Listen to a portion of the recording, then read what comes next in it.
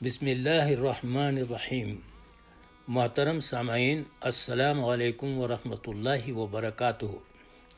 میری آج کی گفتگو کا موضوع حقیقت توحید ہے، اور یہاں میں مفکر اسلام اور عالم دین محترم زکریا یحییٰ ابن شرف نواوی کی مرتب کردہ کتاب جو 40 حدیثوں پر مشتمل ہے اور جسے 40 النواوی کے نام سے شائع کیا گیا ہے، اس کی حدیث نمبر 24 کا ترجمہ آپ کے سامنے پیش کر رہا ہوں، اور وہ یہ ہے کہ سیدنا ابو ذر غفاری رضی اللہ عنہ نبی اکرم صلی اللہ علیہ وسلم سے حدیث قدسی روایت کرتے ہیں کہ اللہ تعالیٰ نے فرمایا، میرے بندو، میں نے اپنے اوپر حرام کر رکھا ہے کہ کسی پر ظلم کروں، اور میں نے اسے تمہارے درمیان بھی حرام کر دیا ہے، لہٰذا تم ایک دوسرے پر ظلم نہ کرو۔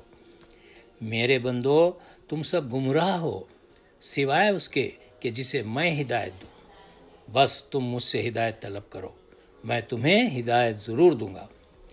میرے بندو، تم میں سے ہر ایک بھوکا ہے سوائے اس کے کہ جسے میں کھانا دوں، تم مجھ سے کھانا مانگو، میں تمہیں ضرور کھانا دوں گا۔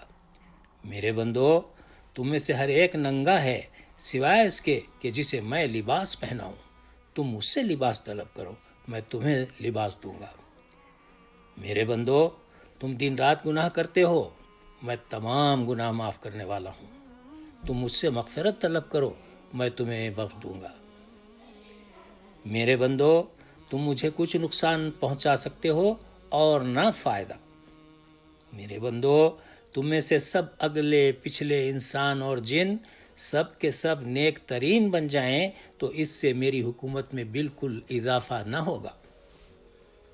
میرے بندو، اگر تم میں سے سب اگلے پچھلے انسان اور جن بدترین بن جائیں تو اس سے میری حکومت میں کوئی کمی نہیں آئے گی۔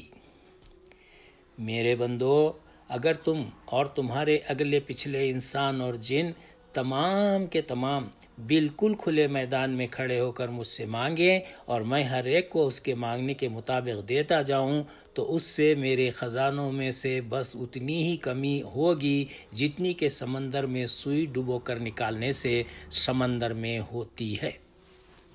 میرے بندو، میں تمہارے اعمال کو محفوظ کر رہا ہوں، تمہیں ان کی پوری جزا دوں گا۔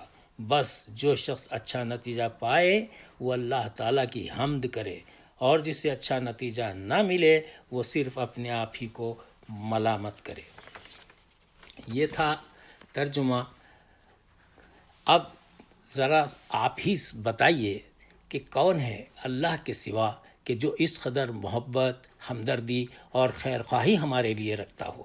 یقیناً وہ اللہ ہی ہے جو خالق کائنات کے ذرے ذرے کا، چاند کا، سورج کا اور زمین و آسمان کا۔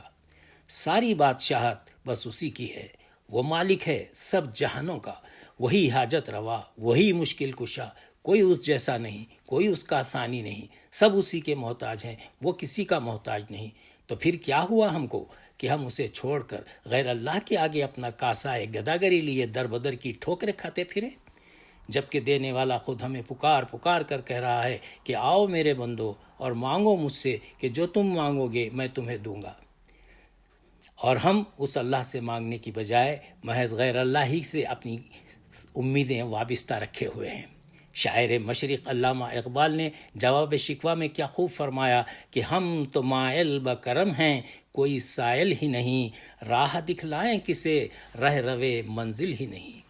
یہ تو حال ہمارا ہے کہ ہم اللہ سے بہت کم ہی مانگتے ہیں، خواہ ہم نیک ہوں کہ بد، متقی ہوں کہ پرہیزگار ہوں یا کہ خطا کار، ہم ہر حیثیت میں بس اسی کے بندے ہیں۔ وہی ہمارا مالک ہے، وہی ہمارا رازق ہے، وہی ہمارا محافظ و مددگار ہے۔ پھر کیا ہوا کہ ہم اسے چھوڑ کر غیر اللہ کے آگے ہاتھ پھیلائیں، منتیں کریں، خوش آمدیں کریں اور اپنے سر کو جو صرف ایک اللہ ہی کے آگے جھکنا چاہیے ادھر ادھر یہاں وہاں جھکاتے پھریں، اور اس کی آواز نہ سنیں جو اتنی محبت سے ہمیں پکار رہا ہے۔ یہ کیسی غفلت ہے، یہ کیسا اندھیرا ہے، کیوں ہمیں دکھائی نہیں دیتا، کیوں ہمیں سنائی نہیں دیتا؟ کیا ہو گیا ہے ہم کو، کیا ہے ہمارا ایمان، کیا ہے ہمارے ایمان کا تقاضا، ہمیں یقیناً بڑی سنجیدگی سے اور ذمہ داری سے جائزہ لینے کی ضرورت ہے۔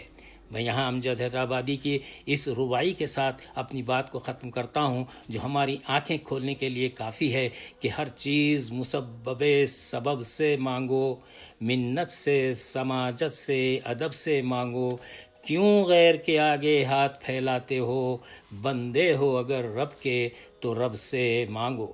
وآخر دعوانا ان الحمد للہ رب العالمین۔